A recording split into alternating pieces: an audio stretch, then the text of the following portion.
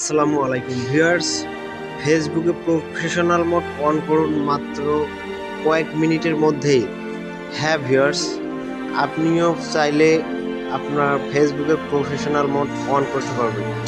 তো আমার ফেসবুকে আমি সবার প্রথমে চলে আসার পর আমার প্রোফাইলে ক্লিক করলাম।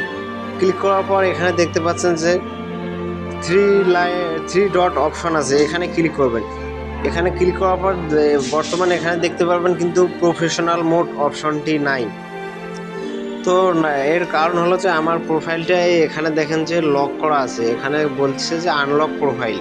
তো আমার প্রোফাইলটা আমি আনলক করব। আমার প্রোফাইলটা আমি আনলক করতেছি। ভিউয়ার্স, আনলক করার পর কিন্তু দেখতে পারবেন প্রফেশনাল মোড অলরেডি শো করতেছে। এই যে এখন আমি আমার প্রোফাইলটা আনলক করেছি। আনলক করার পর এখন আমি থ্রি ডটে এখানে ক্লিক করব। এখানে থ্রি ডটে ক্লিক করব। এখানে ক্লিক করার পর ভিউয়ার্স এখন দেখতে পাচ্ছেন যে এই যে এখানে professional mode, turn on professional mode.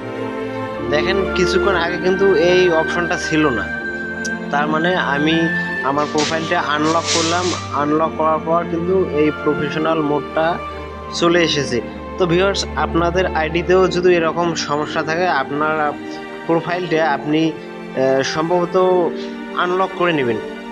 আর যদি আনলক করার পরও যদি দেখতে পাচ্ছেন যে প্রফেশনাল মোড আসতেছে না, তো আবার লক করবেন, লক করে আবার আনলক করবেন। তো এই যে এখানে দেখতে পাচ্ছেন যে প্রফেশনাল মোড, আমি এখন এটাকে অন করব। এই যে এখানে লেখা আছে টার্ন অন, আমি অন করে দেব।